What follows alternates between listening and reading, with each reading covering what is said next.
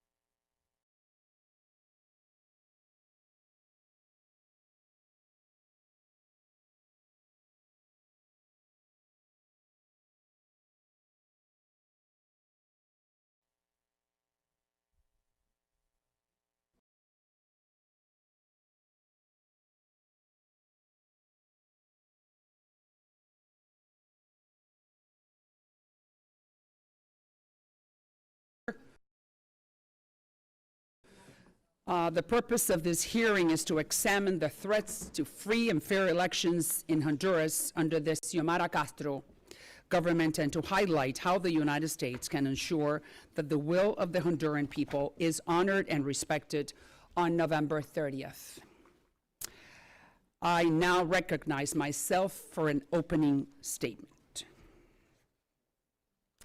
A statement that I'm going to pronounce in English and in Spanish. I know that this hearing is being broadcast to Honduras, so I want to give the benefit of the Hondurans to understand what I'm going to say in English, also in Spanish. On November 30th, Honduras will not just pick a new president, it will choose its political destiny for the next century. It is the responsibility of the United States government and this committee, the Foreign Affairs Committee of the United States Congress, to ensure that in Honduras, freedom and democracy will prevail. 4 years ago, the people of Honduras elected a socialist president called Xiomara Castro. Madam Castro has been a loyal follower, in her own words, of Fidel Castro in Cuba and Hugo Chavez in Venezuela. Do I have to explain to this audience what those two murderers did to their countries? Maybe not, because everybody knows. Unfortunately, and because of that poisonous ideology that the current president has embraced, Madam Castro has pushed her country into an economic abyss. And why do I say that? You can keep the door closed, please. Thank you.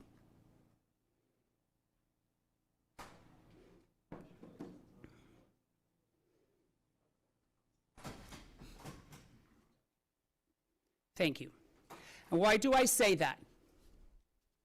First, President Castro welcomed Communist China and even suggested that she may give Palmerola Air Base to the Chinese.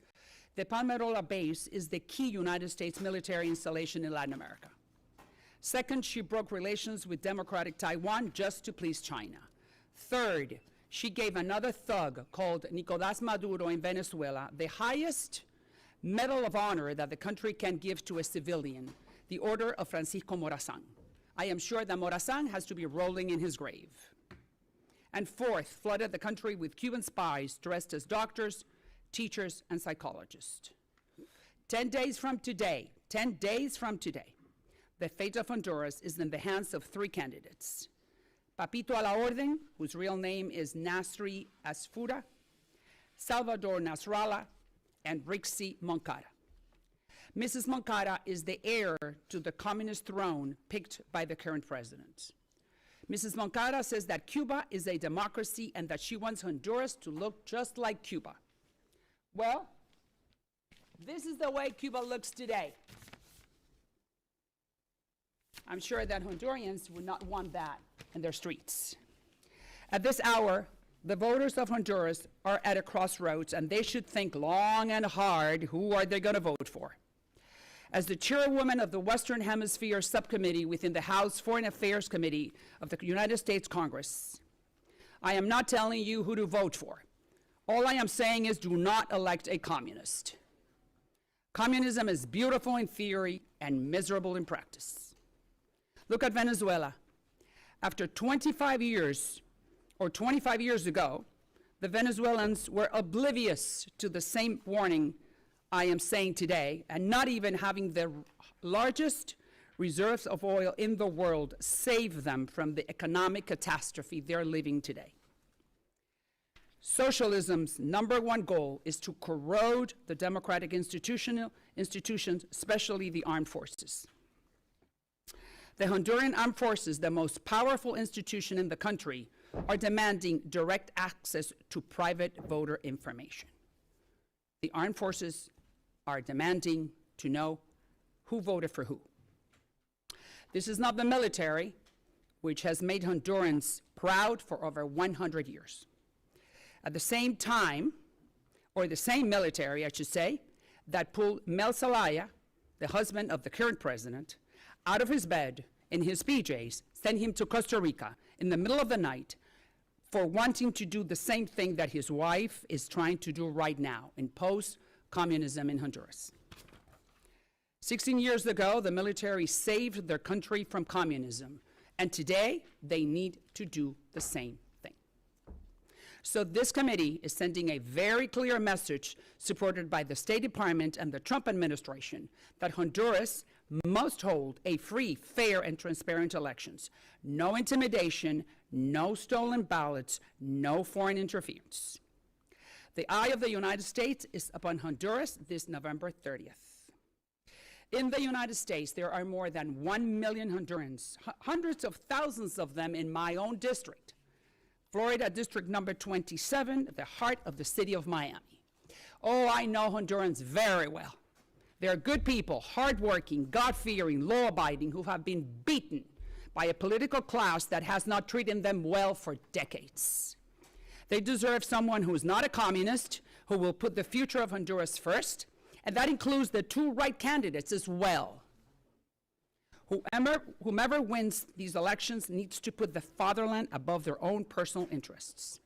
Honduras' political class admires the American political and economic system. Well, it's time for them to start copying it. The nation's treasury is not their own personal checking account. The well-being of the average Honduran should be their only interest. Honduras deserves better. May the Lord guide them this November 30th. So those are my remarks in English. I am so sorry. I'm going to have to say the same remarks in Spanish for those who are watching and those who are not present in this room. And then I will give my colleagues time to ask their questions. El próximo 30 de noviembre, Honduras no solamente va a elegir a un presidente, sino va a decidir si la nación va a seguir siendo libre o no, o si cae en las garras del comunismo. Ese día, el país no va a votar por un nombre, va a votar por un futuro. Y la responsabilidad del gobierno de los Estados Unidos y de este comité y del Comité de Asuntos Exteriores del Congreso es velar porque Honduras prevalezca la libertad y la democracia. Hace 4 años, el pueblo hondureño eligió a una presidenta socialista que se llama Xiomara Castro. La señora Castro se ha declarado con sus propias palabras admiradora de Fidel Castro y de Hugo Chávez. Yo no tengo que explicar lo que esos dos señores han hecho en sus países. La miseria, el exilio y la represión hablan por sí solos. Lamentablemente, y gracias a esa ideología tóxica que la señora Castro ha abrazado, Honduras ha sido empujada a un abismo económico. ¿Y por qué digo eso? Bueno, primero, porque la señora Castro le abrió las puertas al régimen comunista de China y hasta ha dicho que podría entregarles la base aérea de Palmerola, que es una instalación militar estadounidense la más importante en América Latina. Segundo, rompió relaciones con la democrática Taiwán para congraciarse con Beijing. Tercero, decoró a otro tirano, a otro bandido, Nicolás Maduro, con la más alta distinción civil de Honduras, la Orden de Francisco Morazán. Morazán debe estar revolcándose en la tumba después que eso pasó. Y cuarto, llenó al país de espías cubanos disfrazados de médicos, maestros y psicólogos. A 10 días de las elecciones, el futuro de Honduras está en manos de 3 candidatos. Papi a la orden, cuyo nombre verdadero es Nasri Asfura, Salvador Nasralla y Rixi Moncada. La señora Moncada es la heredera del proyecto comunista seleccionado por la señora Castro. El pueblo hondureño se merece algo mejor. La señora Rixi dice que Cuba es una democracia y que quiere convertir a Honduras en el próximo paraíso caribeño. Vamos a ver cómo luce el próximo paraíso caribeño. ¿Ese es el futuro que quieren para los hondureños? En este momento los votantes hondureños están en una encrucijada y deben pensar muy bien por quién van a votar. Como presidenta del Subcomité del Hemisferio Occidental del Comité de Asuntos Exteriores de la Cámara de Representantes, yo no les estoy diciendo a nadie cómo tienen que votar. Lo único que les estoy diciendo es que no elijan a un comunista. Porque el comunismo es fantástico en la teoría y terrible en la práctica. Si no, pregúntenle a mis padres. Los venezolanos ignoraron esta misma advertencia hace 25 años y ni siquiera tener las mayores reservas de petróleo del planeta los han podido salvar de la catástrofe en la que vive Venezuela en este momento. Y ahora las Fuerzas Armadas, la institución más poderosa del país, está exigiendo acceso directo a la información privada de los votantes. Pero ¿de cuándo acá los militares tienen que estar contando votos? Ese no es el mismo ejército que ha hecho que Honduras se sienta orgulloso por más de 100 años. Ese es el mismo ejército que sacó a Mel Zelaya, esposo de la actual presidenta, de la cama, de su propia cama, en el medio de la madrugada, en pijama, y lo mandó para Costa Rica, porque estaba intentando hacer lo mismo que su esposa, implementar el comunismo en Honduras. En ese momento los militares le salvaron la vida al país, pues hoy, 16 años después, deben estar haciendo lo mismo. Por eso, este comité le está enviando un mensaje contundente y claro a las Fuerzas Armadas, que hay, y respaldado este mensaje por el Departamento de Estado y por la administración del presidente Donald Trump, que Honduras tiene que celebrar elecciones libres, justas y transparentes, sin intimidación, sin colectivos, sin actas robadas, sin interferencia extranjera. Los Estados Unidos tienen puestos sus ojos este próximo 30 de noviembre en Honduras. Hay más de 1 millón de hondureños en los Estados Unidos y cientos de ellos viven en mi distrito, el distrito número 27 del estado de la Florida, que es el corazón de la ciudad de Miami. Gente buena, trabajadora, creyente y respetuosa de la ley, que ha sufrido por una clase política que no los ha tratado bien hace mucho tiempo. Se merecen un líder que no sea comunista, que piense primero en el futuro. Quien gane estas elecciones debe poner los intereses de la patria primero, incluyendo los 2 candidatos de derecha. Que Dios proteja a Honduras, porque su futuro se va a decidir ahora. I now recognize the ranking member from Texas, Representative Mr. Castro, for any statement that he may have. Thank you, Chairwoman. We are 11 months into a new Congress and a new administration, and this is the very first hearing our subcommittee is holding on the Western Hemisphere. President Trump has brought us to the brink of war with Venezuela without the consent of the people. He's carried out extrajudicial killings in the Caribbean and the Eastern Pacific. He has cut off counter-narcotics cooperation with Colombia, a trusted ally. He sent hundreds to mass detention in El Salvador without any due process, and now threatens strikes against Mexico.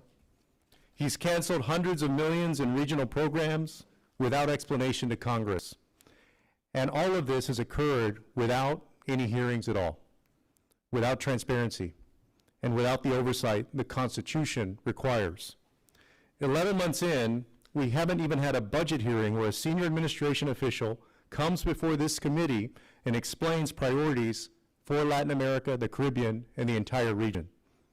By November of the first year, when the Democrats were last in the majority, this subcommittee had held 7 hearings with the administration, testifying at 4 of them. And Chairwoman, I know you pushed for the administration to provide a witness at this hearing. I strongly supported that request, and it's unacceptable that they are refusing to provide a witness for this hearing. In over a decade, actually a dozen years on this committee, I've never seen anything like this. The Republican administration is refusing to provide a hearing, a State Department witness for a Republican chairwoman. I think that's unprecedented, and it shows you the secrecy of the Trump administration. So, Chairwoman, I urge you to hold public hearings with the administration providing testimony on these serious issues in the hemisphere, and I will back up any request to come have the Trump administration testify. The American people deserve to hear what their government is doing, and this committee must exercise our oversight responsibilities. The hearing today, of course, is about Honduras, which will be holding elections in just 10 days. And I'm certainly concerned. It seems that the Honduran people's faith in their electoral institutions is at rock bottom. This is an election where the 3 major candidates could plausibly be within single-digit margins of each other without any runoffs. All 3 major candidates and their parties have made public statements that they do not trust this process, raising the possibility that they will not respect the results of the elections. Free and fair elections are the responsibility of everyone: the government, the opposition parties, the electoral authorities, the military, and the economic elite. The National Electoral Council, the entity responsible for organizing the elections, is deadlocked, under-resourced, and facing intense political pressure by both the government and opposition parties. The Honduran government declared a state of exception in 2022, restricting civil liberties and due process, and significantly restricted the ability of civil society to act freely and independently. We've also seen worrying levels of violence and intimidation against candidates, journalists, and civil society leaders across the political spectrum, which can chill participation and further undermine confidence in the election results. This is a difficult situation that Honduran officials, candidates, and civil society will have to navigate if they are to preserve their democracy. Unfortunately, the Trump administration has not met the moment.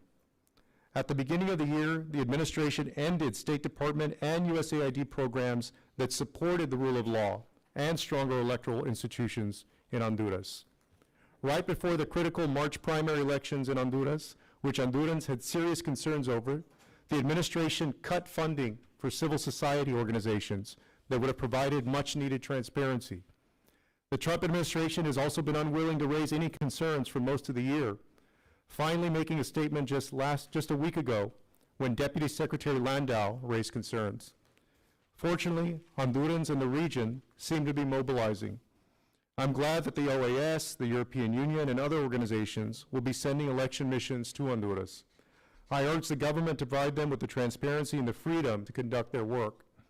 And I'm hopeful that we will see a robust civil society presence at the elections to provide much-needed transparency and hold both the government and opposition parties accountable to democratic values. I echo the OAS's recent call for the Honduran government to respect the independence of the National Electoral Council, which must conduct its work to ensure the elections are held on time. And when the elections are held, I hope that the authorities release verifiable results without delay. We should be principled in standing for democracy and the right of a people to elect their own leaders, regardless of whether the government is on the right or the left. While the United States and the international community can raise concerns and support Honduran society in advancing democratic values and norms, our role is not to pick the leaders of Honduras. And I look forward to hearing from the witnesses at this hearing. Thank you, Ranking Member. I hardly agree with you on many of the policy issues, but I do have to agree with you what you said. And we certainly hope that the State Department witness will come to one of these hearings in the very near future.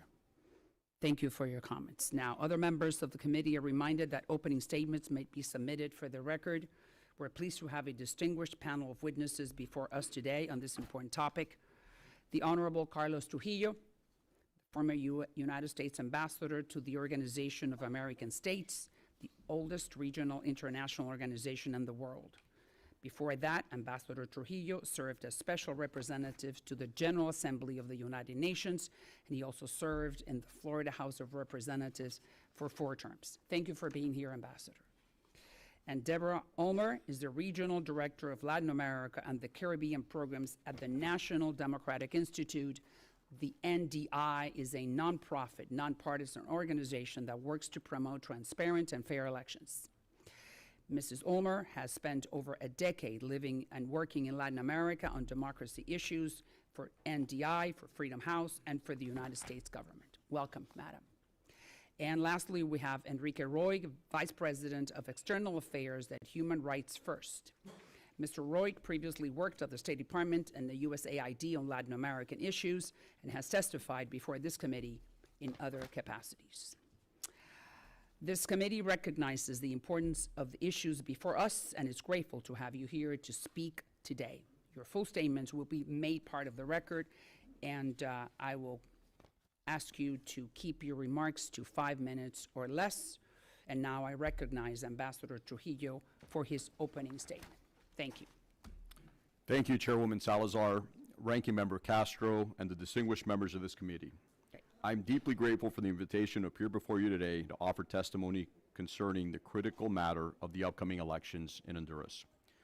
When Xiomara Castro was elected president in 2021, many welcomed her as a voice of change. Unfortunately, the reality has been significantly different. She has institutionalized a government based on extreme political ideology and has repeatedly expressed an affinity for totalitarian regimes, including those of Venezuela, Cuba, and Nicaragua. As the first months of the administration progressed, concerns immediately grew regarding the direction of the new government, particularly following her decision to eliminate and sever all diplomatic ties with Taiwan and establish and recognize the Communist Party and Republic of China. She has also failed to seat the Israeli ambassador, who has been credentialed before her for over a year and a half. They've also organized groups of street thugs, organized and funded by the government known as colectivos, to influence episodes of tension and violence and to intimidate the election authorities and the National Congress. Several high-level officials also chose to resign due to internal disagreements or differences of opinion with their government.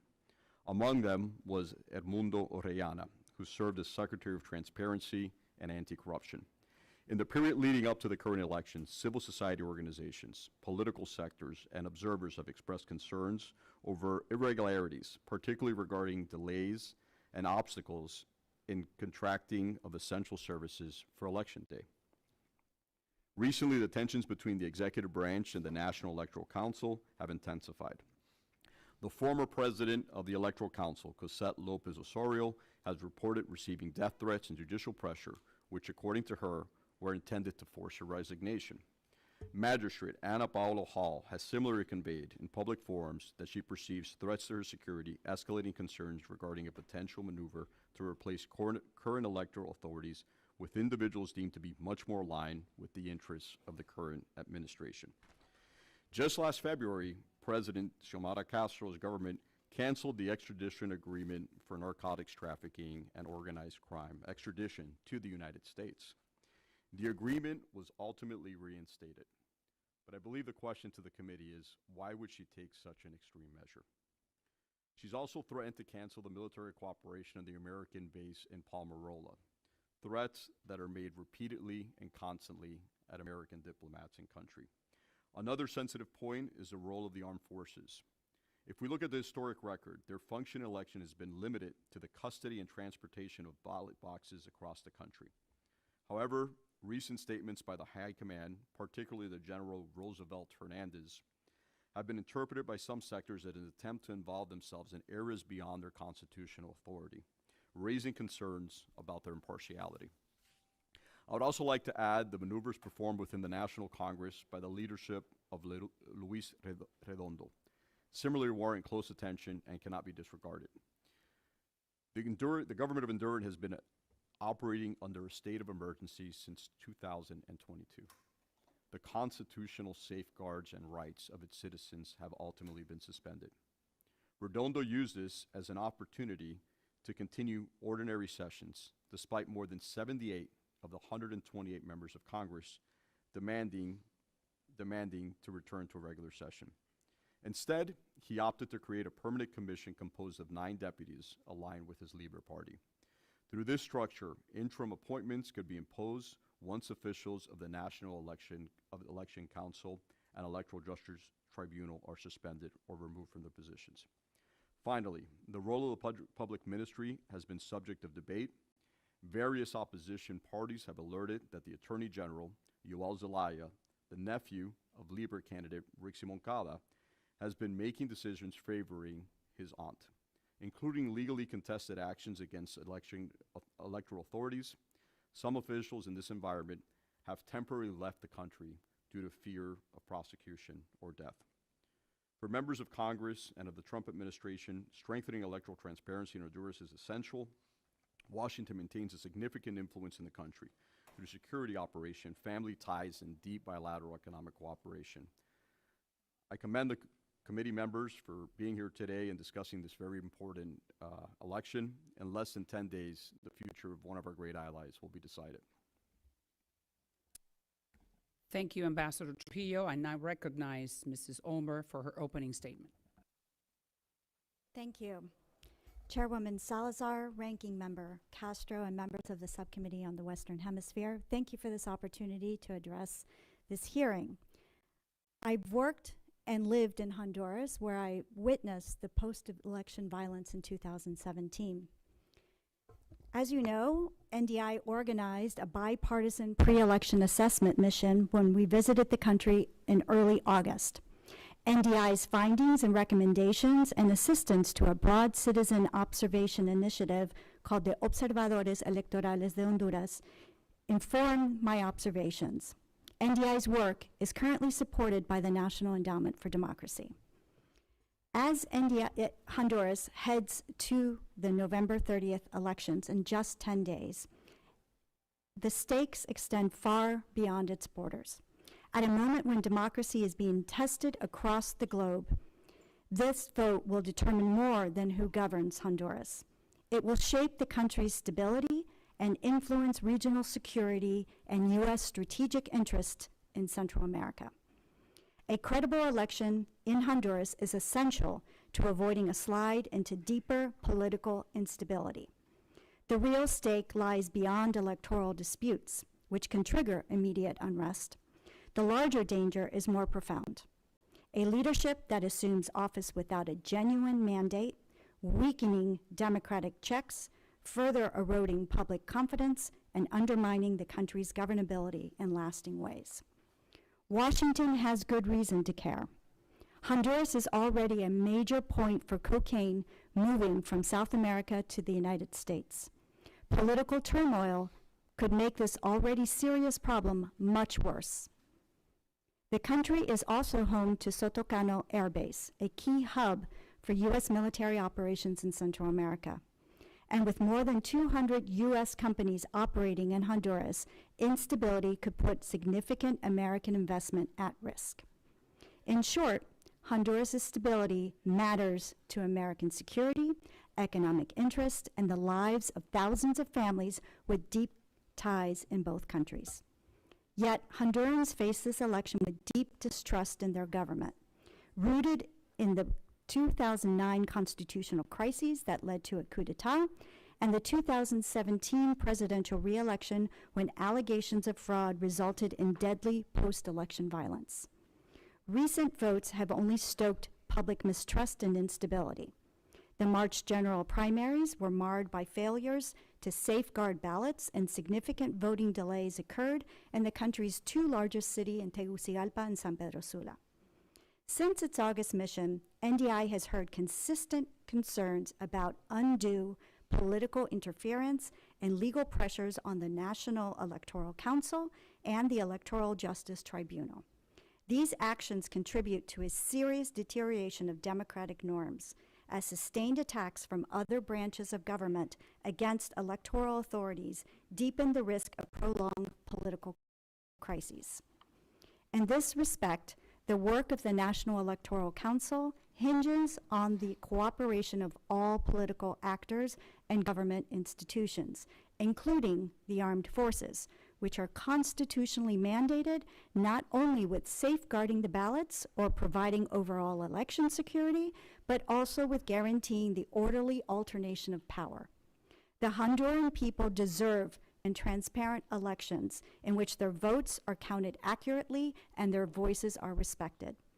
NDI is still hopeful that a credible and transparent election is possible. To that end, the timing of this hearing, Madam Chairwoman, is perfect. I would like to offer the following recommendations. One, that Congress should continue voicing its strong bipartisan backing for free, fair, and transparent elections in Honduras, including through public statements, letters, and continued engagement with the Honduran authorities and civil society. Two, that the United States should continue working with the Organization of American States to initiate and sustain dialogue efforts, which will be essential as the election approaches and in the immediate aftermath when tensions may run high. Three, the United States should explicitly affirm the importance of Honduran observers and convey its strong support for their work, emphasizing that nonpartisan and independent observation is essential for public confidence in their vote. Chairwoman Salazar, Ranking Member Castro, and members of the subcommittee, thank you again for the opportunity to testify. I look forward to your questions. Thanks to you, Mrs. Ulmer, and I now recognize Mr. Roig for his opening and last statement. Thank you. Chairwoman Salazar, Ranking Member Castro, and distinguished members of the committee, thank you for the opportunity to testify today.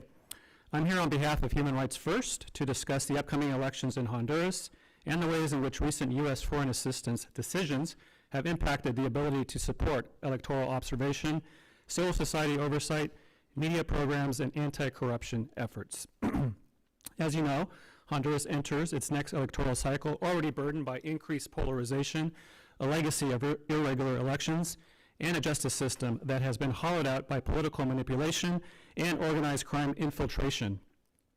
There undoubtedly is a need for increased vigilance and raising of the alarm on the Honduras election. However, the Trump administration has been relatively silent and taken a largely transactional approach to the Castro government focused mainly on deportations.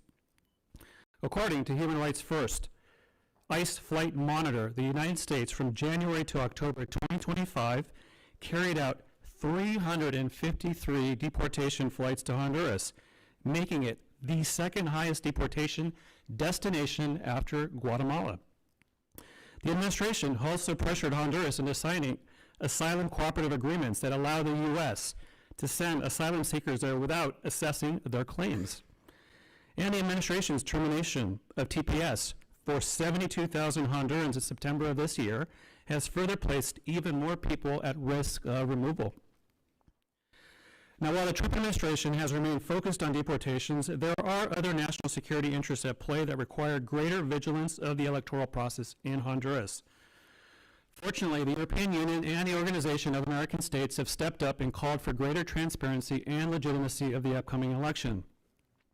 Today, Honduran civil society, much to their credit, have been able to organize domestic observers. However, they have had to cobble together their effort at the last moment because the foreign assistance they depended on was terminated. If U.S. foreign assistance had not been decimated, the Honduran observers would have greater resources to ensure increased scrutiny of the elections at this critical juncture.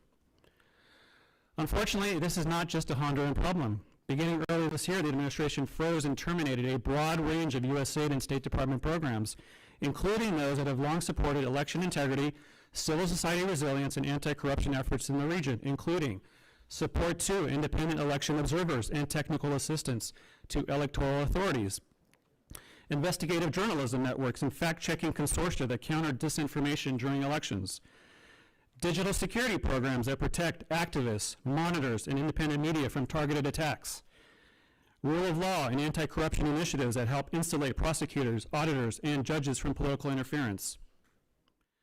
Now, I know that members of this committee have asked what the administration is currently doing to support these democracy and governance programs. The short answer is clearly not enough. And while the State Department has stated publicly that some of these programs continue to be administered, the reality on the ground is a very different story. The foreign assistance dismantling has terminated or halted the core program lines for democracy, civil society, and election support that this region depends on. My previous bureau, DRL, has undergone a significant structural downgrade, with its entire Western Hemisphere expertise purged and effective elimination of most of its regional programming to support critical work in Honduras. Former U.S. aid implementers tell us they are in survival mode, unable to plan, unable to hire, unable to continue critical election integrity and anti-corruption work. And the strategic messaging coming from U.S. leadership today prioritizes deportation and short-term security concerns, not the democracy, rights, and governance work that addresses the root causes driving instability. The consequences are already visible across the region: weaker civic space, diminished oversight, and far greater room for authoritarian and criminal actors to manipulate electoral processes. Now, for decades, Democrats and Republicans alike understood that investing in these democracy and governance programs is not just about values, it is about national security. Restoring and protecting these programs are critical, as we have seen in the lead up to high-risk elections in Honduras and elsewhere in the region. It is in the strategic interest of the United States. So thank you again for the opportunity to testify, and I look forward to your questions. Thank you, Mr. Roy. I now recognize myself for 5 minutes of questioning.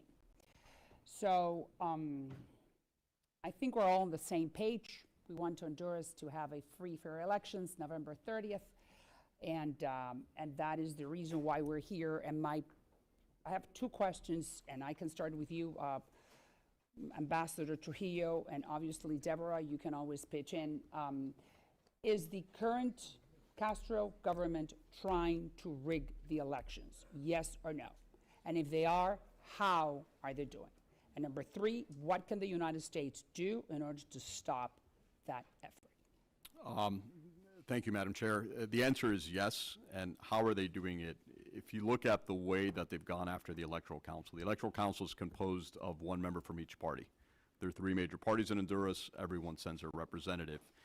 The Attorney General, who happens to be Rick Moncada, one of the candidates' nephew, has decided to summon the two opposition parties to come and testify before his office. The purpose of this testimony is to present criminal charges to ultimately disqualify them from serving in that capacity. Who will be the replacements? And what's the importance of the National Electoral Council for those that don't understand well? Why are they so The council important? adjudicates the outcomes of the elections and certifies its results. And the reason it's composed of all political parties, because you want buy-in, you want finality, you want certainty. The fact that those two members are being attacked by the actual government and by the nephew of one of the opposition candidates shows you where this election is headed. Furthermore, Redondo, who controls the National Assembly, has already named the replacements. The replacements for partisan positions are not from the same party. They're hand-selected by their government in order to influence the outcome of the election. What can the United States do at this hour, 10 days out from the election, in order to prevent any type of stealing or rigging the presidential elections? What can we do? First, I commend you on this hearing. I think the vigilance of this committee and the private statements and influence of members of this committee, sometimes it's difficult to recognize when you're sitting in the seats that you're sitting, the importance of the words that you say and how important they are in country, in Honduras, and how it gives hope to the Honduran people, the amount of people you see sitting here behind us, who really their hope on saving their democracy is kind of vested in a hearing like this. The other thing is the United States government has a plethora of tools that they could use in order to apply individual sectoral pressure to individuals who violate or usurp the rule of law, who violate or usurp democracy, individuals who commit human rights violations, whether it's in a targeted sanction matter towards an individual or towards an entire institution. I think all those tools are available. And ultimately, the lack of recognition for the legitimacy of these regimes. If they do steal the election and they do go down that road, how does it end? And it has to end without any credible democratic actor recognizing the legitimacy of the regime. Deborah, if you would like to add, I have a couple of Yes. questions for you. Sure, thank you. I'd like to add on messages that the U.S. and your committee is already giving through this hearing, but messages that can be amplified. That is ensuring the respect for minimum principles of election integrity, ensuring that the elections take place on the planned date, as the OAS Secretary General has said, guaranteeing that party representatives and nonpartisan citizen observers have access to polling stations and the collation centers to ensure transparency and accountability, respecting the independence of electoral institutions so that they can fulfill their mandates, publishing prompt and verifiable results, including polling station level results, and demonstrating the unwavering respect for the will of the people. Thank you. Mr. Roy, I'm not sure if you feel comfortable answering this question, but the Armed Forces there is one of the most respected institutions in Honduras. I just mentioned during my initial statement in 2009, they pulled out of his bed. I was there as a journalist in the middle of the night in PJs, put him on a plane and sent him to Costa Rica because Mel Zelaya wanted to implement communism in Honduras. Now, 16 years after, his wife is doing that job. Just explain to us in which way the armed forces could stop everything that the other witnesses have described. Yes, so Madam Chairwoman, the armed forces obviously play an important role in the elections in Honduras. They are there to safeguard and ensure the transportation of election materials, and so it's going to be important to have continued vigilance over that role that they're going to be playing and ensure that they're not further politicized, as we've seen some of the statements coming out of heads of the military, particularly against media. And so It is concerning, and that's why, we have, electoral observation happening on the ground to ensure that things do go smoothly and in a way that's transparent. What I just would like to hear from three of you, why have the Honduran armed forces been involved in a way that has not been seen in the last 50 years? There were Yeah, I would say through the General Roosevelt and many others, they're much more politicized. The rank and file armed when forces. did that start? That started under this administration, under Xiomara Castro. And why did that happen? What incentives did the current president or government has given the top echelon of the armed forces to become more politicized? What happened?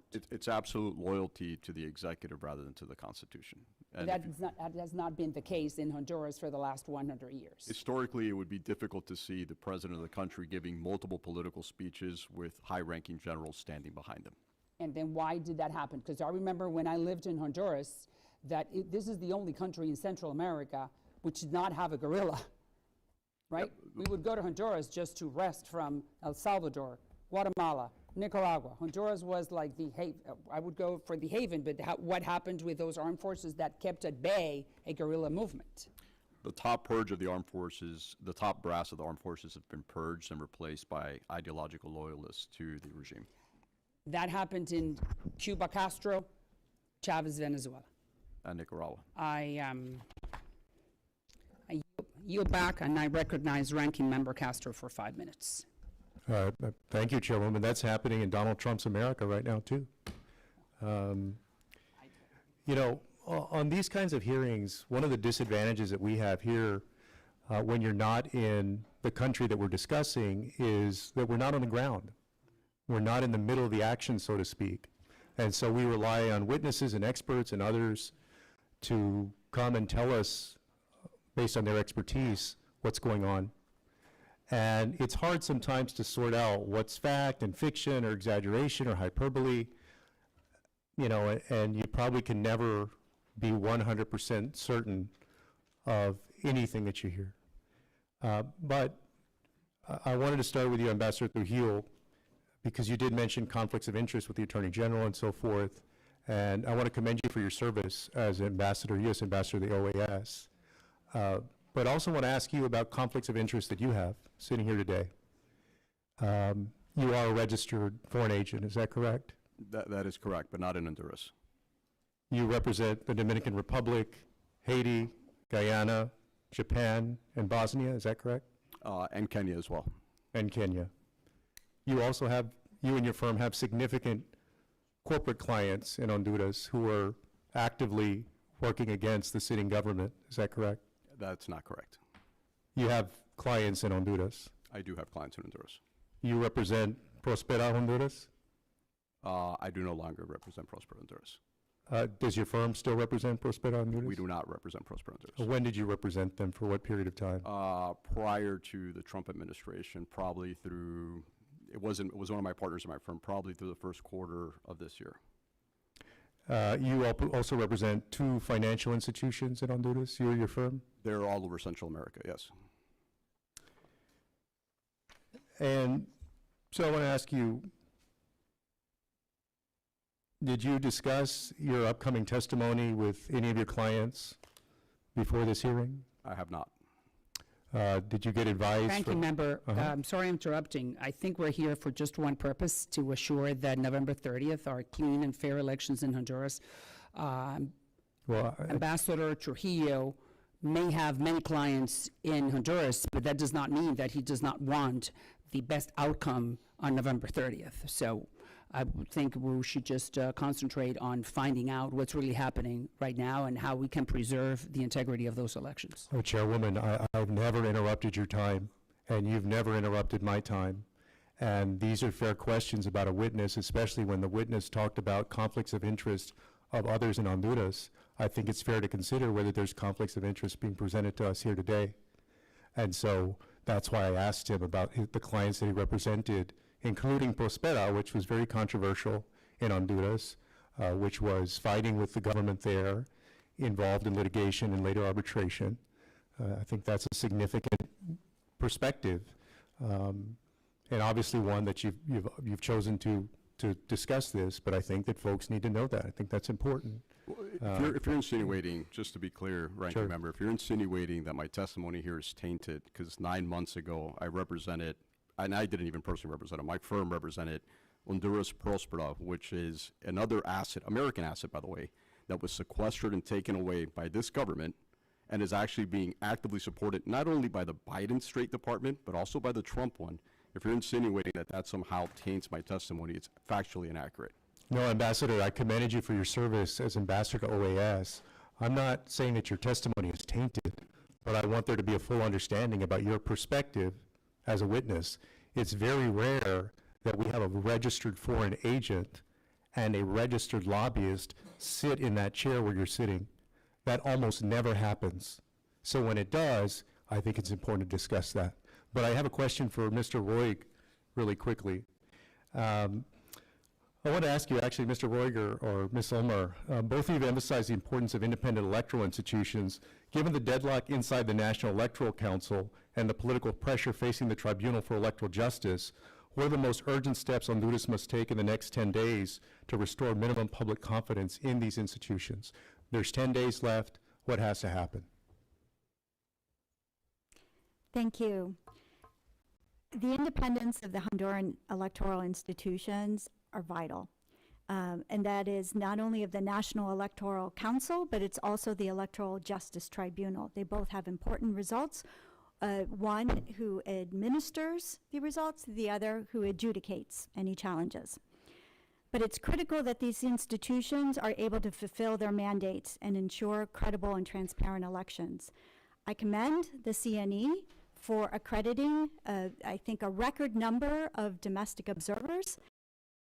The Hondurans are doing their part. They have come together in thousands. Their observers have come together to provide oversight and to protect the will of the people. I also commend the private sector for stepping in and providing funding for these observation efforts. Mr. Roig, if I could just get a quick answer there. Yeah, in terms of ranking member, in terms of what more we can be doing, having worked at the State Department, I would say at this stage it's really important that the State Department be much more vocal between now and November 30th. You know, the silence has been deafening, and so to the extent, I know you tried to get a witness here today, but I think that you know, the State Department has a critical role to play in demonstrating that it is watching what's happening and showing vigilance over this process. And so I would hope that they would take that to heart in the lead up to the election. Thank you. Thank you, Ranking Member. I now recognize Congressman from Indiana. Thank you, Madam Chairwoman. So we're holding this hearing today, recognizing that the elections are at the end of the month, and Honduras has held democratic elections for 45 years now. But the country continues to struggle with authoritarian governance, leaving these democratic institutions fragile. We see ominous signs. The current AG, Joel Zelaya, is prosecuting the Electoral Justice Tribunal magistrates who have to certify this election at the end of this month, issued formal charges against the Honduran Supreme Court, ruled that the magistrates have constitutional immunity. It's a case of electoral misconduct. Actions reminiscent of the autocratic regimes of the Nicaraguan and Venezuelan governments. Thank you. Ambassador Trujillo, this may seem like an obvious question, but for my edification and for the record, are you concerned about this possibly illegal escalatory action? And what does it say about the state of democracy in Honduras over this 45-year context that we've had the opportunity to observe? I would say the state of democracy is very, very fragile. If you look at the institutions, if you look at the weaponization of those institutions, if you look at the Electoral Council, the prosecution of some of the members of opposition parties, I've been to Honduras dozens of times. I spent significant time there during my time as OAS ambassador. I worked with the anti-corruption missions. I know the country relatively well.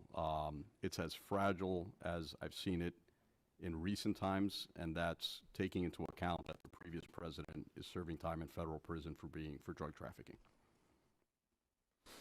Let me offer another example. The National Electoral Council Liberal Party representative, Anna Pale Hall, resigned after facing threats and intense political pressure from the Castro administration. Ambassador, as you know, the CNE is the independent body responsible for organizing and guaranteeing all elections in Honduras. Ambassador, what actions did our State Department take in response to the actions taken against Representative Hall? I'm not sure of exactly. I'm not a U.S. government official, so I'm not sure U.S. State Department took. I'm not sure. I believe they did have some private consultations with them, but I'm not sure. Well, I appreciate that. I know that you're not presently in service, and that speaks to the merit in this subcommittee's wish to have a representative of our State Department in service with us for such a hearing today. But I appreciate that, and I don't know if any of our other witnesses have a perspective to offer on that front. And if not, I would yield back. Mr. Roig? Congressman, I'll just offer up that, you know, on the surface, what we've seen and what I mentioned in my opening statement is the transactional nature of the Trump administration with Honduras. If the focus is mainly on deportations with 353 flights just this year alone, then that obviously sends a message to the Castro government of what our interests are, and I think ultimately weakens our leverage on issues like this around the election. And so I don't know behind the scenes what kind of discussions I might have had on specifically to your question, but again, on the surface, I think we can all see what's happening here, and that, you know, having been a State Department official, you don't want to give up that much leverage when the other side knows exactly what you're all about when it comes to the bilateral relationship. Sir, how are the Democracy Watchers in your organization funded? You'll be on the ground in Honduras. Will you have a representative of your organization on the ground? My organization will not be on the ground. We're not currently operating in Honduras, but my colleague here can speak to that. Please. Yes, sir. We are currently funded by the National Endowment for Democracy. They funded our pre-election assessment, which was bipartisan in August, and they are helping fund us for providing technical assistance to a national observation initiative that will be observing in large numbers on Election Day. Thank you. My time's expired and I yield back. Yeah. Thank you, Congressman Sharif from the state of Indiana. Now I recognize Mr. Stanton from the state of New Mexico. Close. For 5 minutes. Arizona and New Mexico like each other very much, but the Southwest, we got to hang together. No, it's okay. Hey, listen, they gave me I'm sorry. No, it's okay. I'm very sorry. Arizona. Sounds a little bit better than New Mexico. Thank you.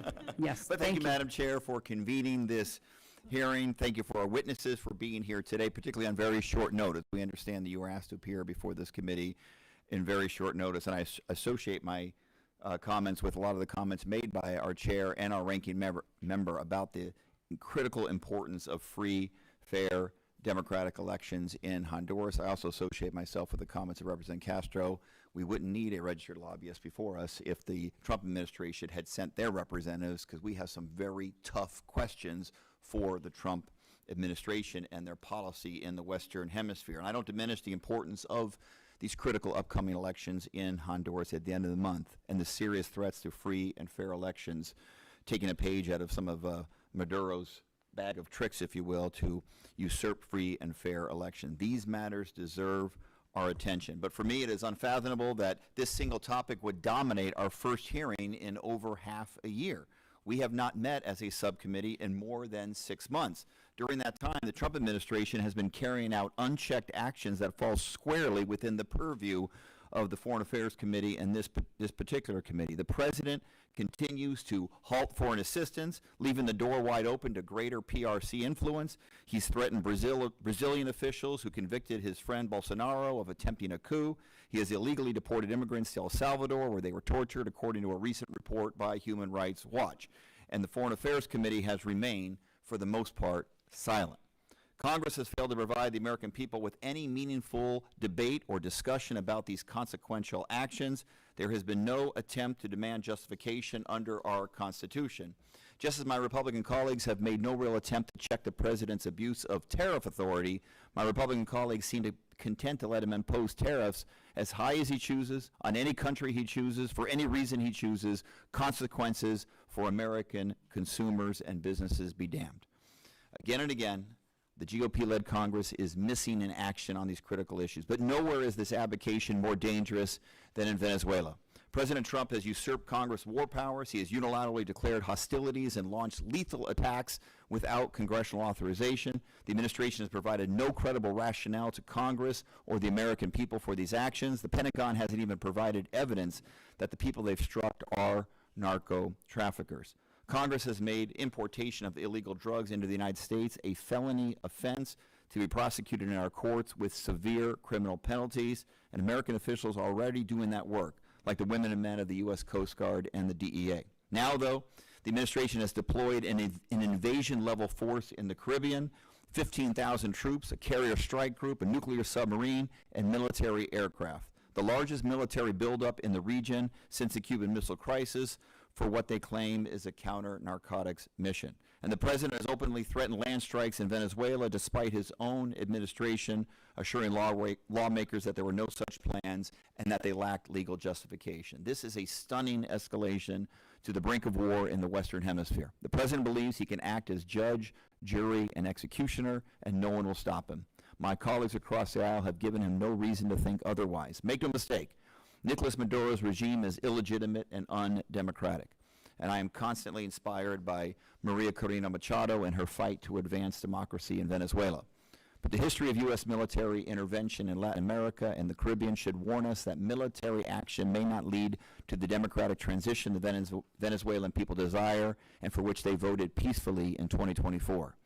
These actions put U.S. soldiers at risk. They erode our relationships across the hemisphere. Already, one of our closest allies, the United Kingdom, suspended intelligence sharing with the United States over concerns with these killings. Ranking Member Meeks has introduced a war powers resolution to halt the Trump administration's unauthorized military actions, a resolution I am proud to back. The American people do not want another forever war with loosely defined goals, fought without so much as a debate. That is not what they elected us to do, and that is not what our Constitution permits. So, Madam Chair, I appreciate this hearing. It is an important matter, but I wanted to address what I consider some incredibly constitutional threats to our democracy by the actions of Venezuela. I yield back. Honorable Representative Stanton from the state of Arizona, I very much appreciate your comments. I do agree. I think that we should send a message that regardless whether we have a representative from the State Department or not, that we are united, Democrats and Republicans, in sending a message to the Hondurans and to the armed forces in Honduras that they should preserve the integrity of the elections coming on November 30th. Don't we agree on that? Well said. And we also agree, as Republicans and Democrats, members of the Subcommittee of Western Hemisphere, that Nicolas Maduro in Venezuela is a threat to democracy in the Western Hemisphere. Not only that, I think that you forgot to mention that he is the head of one of the drug cartels called the Sons Cartel. Not only that, he was indicted in 2020 in a federal grand jury for drug trafficking. He stole the elections 70-30, and the legitimate president of Venezuela is hiding in a tunnel somewhere in Caracas, waiting for the United States to do what we need to do, which is to maintain this hemisphere free for fair elections and for democracy and for freedom. I think that you agree with me, don't you? Thank you very much. I think that you missed out on saying those. Of course, and I look forward to a hearing on that matter at our next And we will, next week. and I'm sure that you will be here. Thank you very much for your words. Now I'm going to give the opportunity to Congresswoman Kamagar Dove of California. Thank you. I yield back and give you 5 minutes. Thank you, Madam Chair. And thankfully, you didn't say from Texas.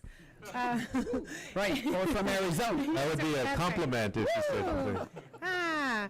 Oh, that's right. Madam Chair, thank you for holding this meeting, this hearing.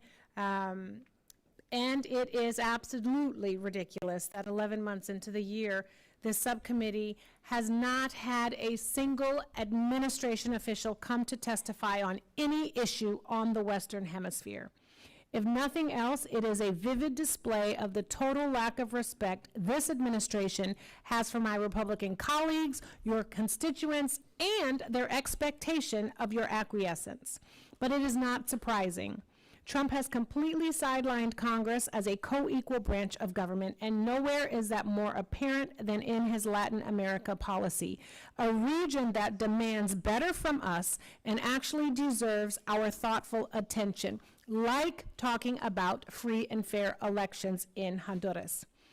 In the time that this subcommittee has failed to exercise its constitutional oversight duty or play any meaningful role in the United States foreign policy toward Latin America, the Western Hemisphere has become ground zero for the administration's illegality. Trump has deported people with no due process in violation of the Constitution to a maximum security gulag-like prison in El Salvador. His tempered tariffs on Mexico, rooted in an abuse of IEPPA authorities, have inflated prices on the produce and coffee we get from our largest trading partner, hurting my constituents in LA and Americans across the country. Trump has slapped 50% tariffs on Brazil, with whom we have a trade surplus, just to prevent his political ally, Jair Bolsonaro, from being convicted of a coup attempt inspired by Trump's own January 6th insurrection. Trump revoked TPS for Venezuelan, Honduran, Nicaraguan, and Haitian legal immigrants, thousands of whom reside in your district, Madam Chair, and I know you've been trying to work on that. It is to the point that Republican donors are calling Republicans out to do something. He has executed a $40 billion bailout to Argentina during a government shutdown, where he refused to spend $4 billion in SNAP emergency funds to feed his own constituents in this country. And I haven't even gotten to the second elephant in the room, because the first elephant is this: no one from Secretary of State, no one from State Department or an administration official is here. But the second elephant in the room, the reason this administration is running scared from Congress and refused to show up, is because Latin America has become a staging ground for Trump's blatantly illegal use of military force abroad and his trampling of the Constitution. To date, the administration has conducted 21 strikes in the Caribbean, killing at least 83 people. And its justification? That it can target whoever it wants, wherever it wants, as long as it claims that they are drug traffickers, with or without evidence. And these illegal strikes just got even more illegal, because if the administration does want the authority for these strikes, the War Powers Act requires that they come to Congress for an authorization of military force 60 days after it first enters into hostilities. It has been 77 days since the administration informed Congress of the strike. The 60-day war powers deadline has come and gone, and the administration has refused to follow the law and seek an AUMF from Congress. The illegality of this military action is provoking a crisis within our armed forces. The admiral at U.S. Southern Command, which is overseeing the boat strikes, retired rather than be complicit in this illegal behavior. And yesterday, NBC News reported that the senior military lawyer at Southcom believed the strikes could amount to extrajudicial killings, but he was overruled by senior administration officials, meaning the administration knowingly broke the law. Which brings me to Venezuela, where we are returning to the Cold War. Just yesterday, Trump reportedly authorized CIA plans for covert action inside the country. In an era of great power competition and limited resources, he has diverted significant naval capabilities to South America, including our most advanced carrier. And he has not provided a single briefing to either chamber of Congress on these outrageous plans. I don't know a single voter whose top issue in 2024 or even this past November was launching a ground invasion of Venezuela. I have to say, Madam Chair, you are a strong sister, and you deserve more than this. And you should not let them do you like this. You should not let them do any of us like this. And I support you as you continue to demand that administration officials show up and testify before this body. If you have nothing to hide, then you should have everything. And it is okay to sit before us and have to answer uncomfortable questions. But you should at least have the decency to respect this body. We are moving into a moment that is shameful, it is dystopian, and it is a dereliction of duty. And none of us want those subscriptions attached to our names and our work and our commitment to this region. Madam Chair, I thank you for holding this meeting. I actually have two things I would like to enter into the record asking unanimous consent. You know, I got so worked up because I know you care about this region. You know I care about this region. I know you care about your people, and we care about doing what's right. I would like to enter into the, I ask unanimous consent to enter into the record an NBC News title article, Top Military Lawyer Raised Legal Concerns About Bogue Strikes. And I ask unanimous consent to enter into the record open letter to the Miami-Dade delegation, Defend Immigrants Now. It is an opinion op-ed in the Miami Herald. Thank you. I appreciate your words. I agree with some of them. Thank you, Congresswoman Ken Wagner-Dove, of course, of California. And now I recognize Congressman Randy Fine from the beautiful and marvelous state of Florida. 5 minutes. Well, thank you, Madam Chair, and thank you. I'm new to the committee, or the subcommittee, having just been added to Foreign Affairs shortly before the August recess. It's an honor to be here and be discussing the subject. I want to talk about why I think this is important, why we should care, because that's really what many of my constituents ask me on all of these issues of international relations. Why should they care? And I'm going to give my reason, then I've got a couple of questions. I worry about this because we clearly have a problem in Venezuela with narco-trafficking, trafficking of drugs. And I am incredibly grateful to President Trump for showing such leadership and saying, I'm not going to let these drugs come into our country. And I fully applaud and support everything that he is doing there. But Attorney General Bondi stated in August of this year that the Venezuelan regime is paid for access to Honduran airspace to transport cocaine without detection. And that bothers me. And so we should care because Honduras' geographic position makes it critical for us to stop this. It also matters because we have to worry about geopolitical competition. We have to worry about a world in which China wishes to be ascendant. And as they come into our part of the world, the Western Hemisphere, we need to be cognizant of that. And as we've seen in Honduras, that is a risk. And then finally, I am very focused on the pitfalls of illegal immigration and the extraordinary damage that it has done to my constituents in the state of Florida with higher criminal costs, higher health care costs, higher education costs, higher insurance costs, and higher housing costs. And it's my view, immigrants, every single one should be sent home. And so the last thing we need is to create situations where more want to come to our country. So I think for all of these reasons, we need to be concerned about what is happening in Honduras. So I have a question for the ambassador, who I served with in the Florida House, and it's always an honor to see you here. Honduras was among only 4 Latin American countries, along with Bolivia, Cuba, and Nicaragua, there was fraudulent election in July of 2024. How does that fact reflect on their commitment to democratic norms, and what does that say we should be concerned about with the election that's coming up in just a few days? Thank you, Congressman. Great to see you. It's a complete abandonment of traditional democratic norms. No serious country, center-left, center-right, Republican, Democrat, recognize the Maduro election. And the ones who did recognize it recognized that Maduro was not elected, and Maria Corina Machado, through El Mundo, was actually the elected representative of the country of Venezuela. But I think it speaks much deeper to their long-term plans. When you recognize fraudulent elections, when you participate in fraudulent elections, when you celebrate fraudulent elections, it really is their modus operandi of what they plan to do in the next 10 days. And I think all the steps they've taken, the state of emergency, the politicization of the Attorney General being related to one of the candidates, the elimination of the Electoral Council, the replacement of the Electoral Council, the military being involved in the election, it's all the roadmap to what's to come.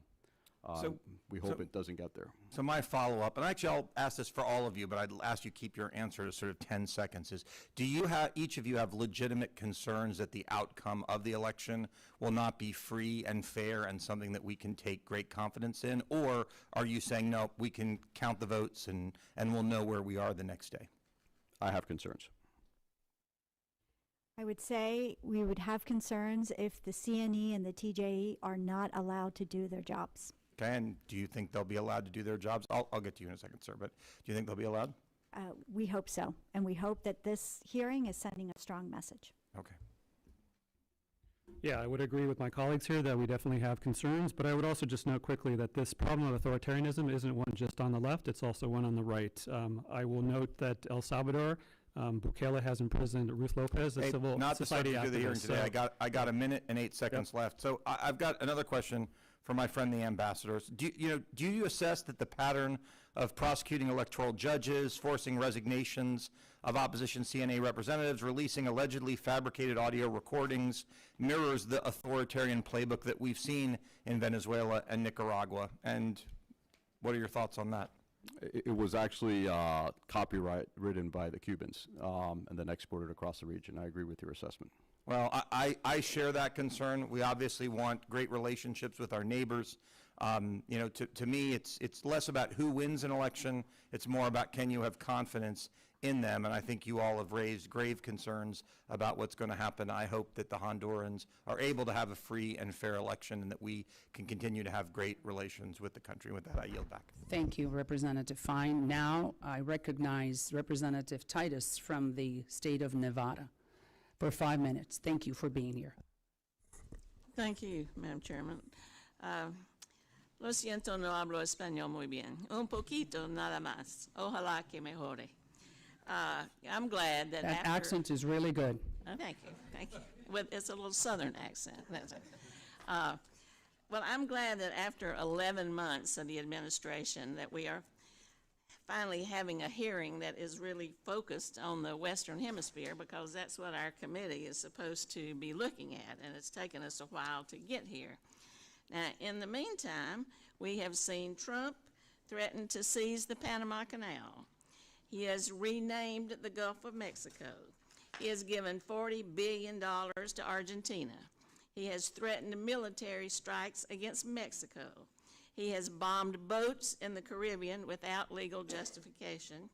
He has slapped crippling tariffs on our partners in North and South and Central America, which has resulted in skyrocketing prices for my constituents. And now he's just itching to invade Venezuela and talking about covert activities there.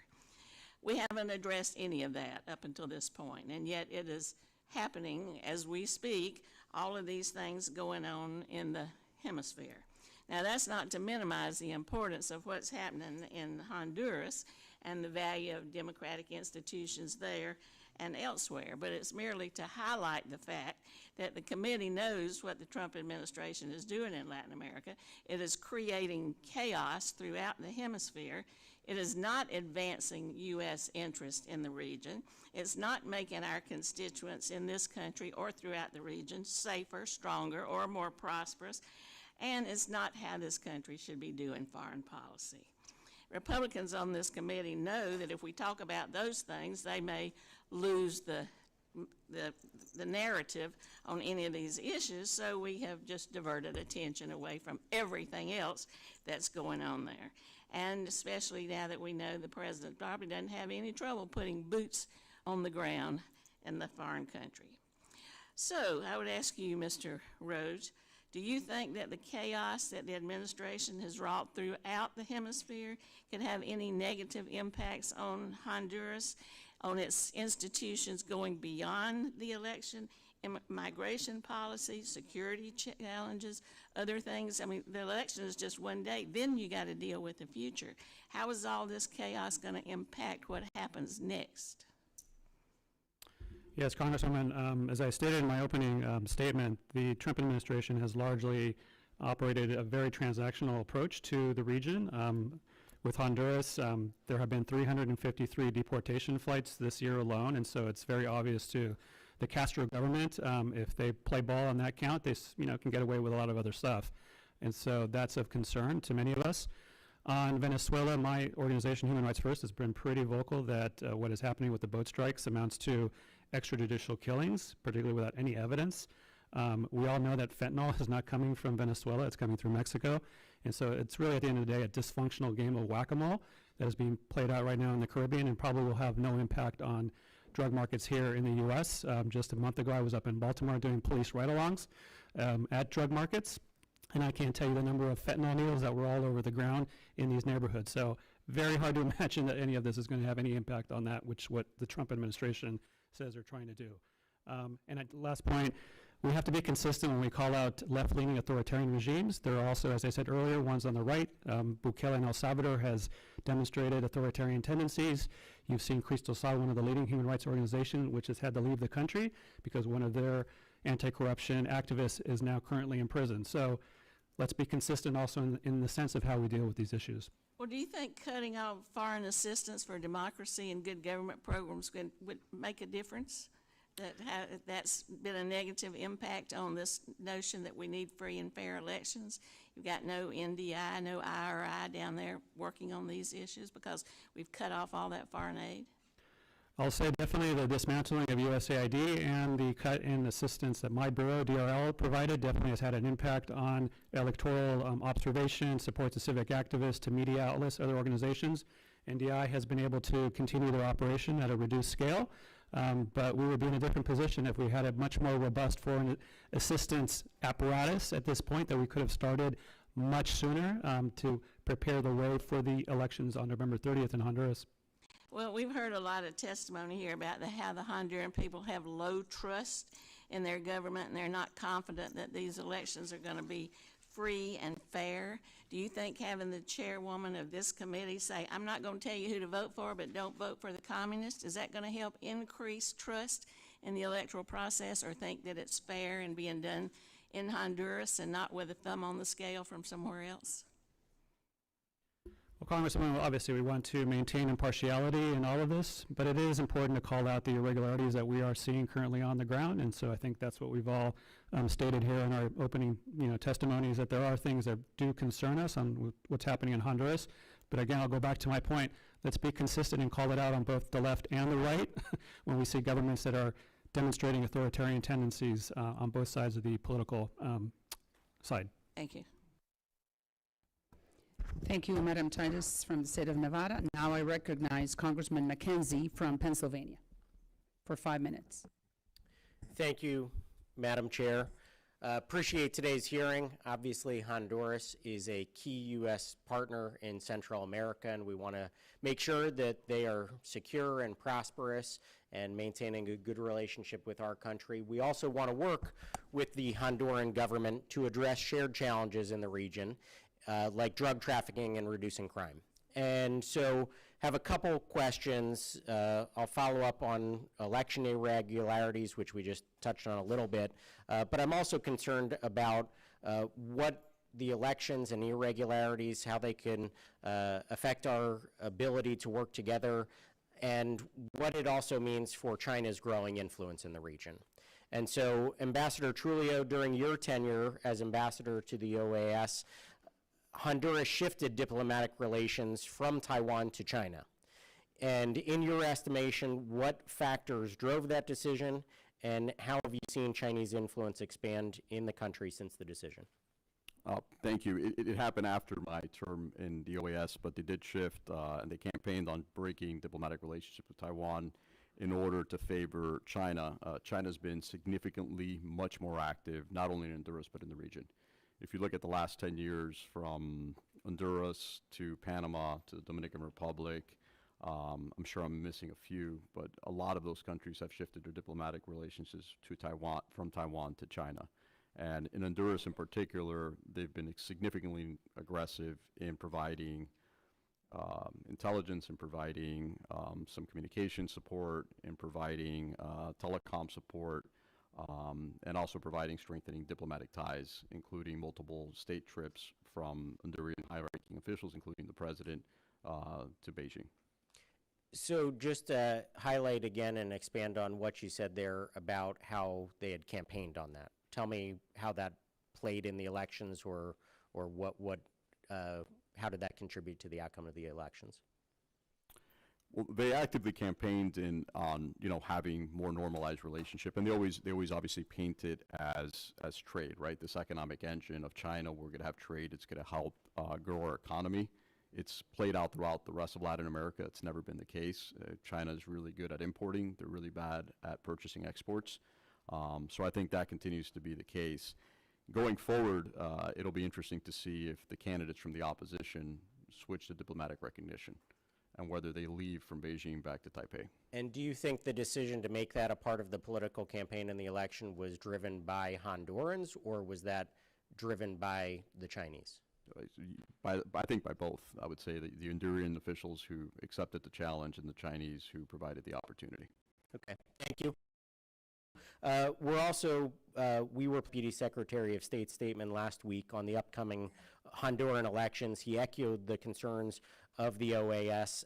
What were those concerns, and what are the concerns that you have regarding the elections, potential irregularities, and what we should be looking for, because we do want to make sure that there are free and fair elections occurring there? I think the poor functioning primaries were an indicator of what's to come. The delay in the vote counting, the military's active role, the military taking possession of ballots and not having a lot of transparency for all parties involved, including civil society. And I think going forward, it's really the role, as some of my colleagues have said on this panel, of the Electoral Commission. If they're truly allowed to be independent, I'm not saying it'll 100% change the outcome, but at least we'll have the information to verify the outcomes of the election. The question becomes whether Honduran government officials are going to allow them to fulfill their role. And the next 10 days will determine it, but it seems they're increasingly putting more and more pressure on the independence of the Electoral Council. All right, well, thank you again to all of you for being here today. Obviously, a great topic of interest that we're following very closely in the region, and appreciate your input and testimony today. And with that, I yield back to the chair. Thank you, Congressman McKenzie from Pennsylvania. And we're about to wrap this up. I think that we have been able to send a very clear message to the Hondurans, those who are watching this hearing back in Honduras, Tegucigalpa, and whatever other area in the country, that regardless whether we agree or not, Democrats and Republicans, you have seen that we have not always agreed on every single topic, but we have sent a very clear message how the American democracy works. And that is exactly what we want for Honduras and for the rest of Central America. We're sending a very clear message, Republicans and Democrats from the United States House of Representatives, that we want fair, clean elections, transparent elections, and for the Hondurans to decide their future for the next 4 years. With that, I thank the witnesses for their valuable testimony and the members for their questions. The members of the subcommittee may have some additional questions for the witnesses, and they could be responded in writing. Pursuant to committee rules, all members may have 5 days to submit statements, questions, or other materials for the record, subject to the length of the limitations. And I'm going to say a few words before we close, once again in Spanish, to the Hondurans who are watching this committee. Usually this has to be done in English, but since we are talking about our very close ally in Central America, es un mensaje muy claro el que estamos enviando desde el Congreso Federal. Ustedes han visto que aquí estamos demócratas y republicanos. No siempre estamos de acuerdo en lo que estamos diciendo, pero sí estamos de acuerdo en una sola cosa, que queremos que Honduras tenga un gobierno libre, democrático, y que las elecciones del próximo noviembre sean limpias y claras. With that, may the Lord help the Hondurans and Honduras. With that, this committee stands adjourned.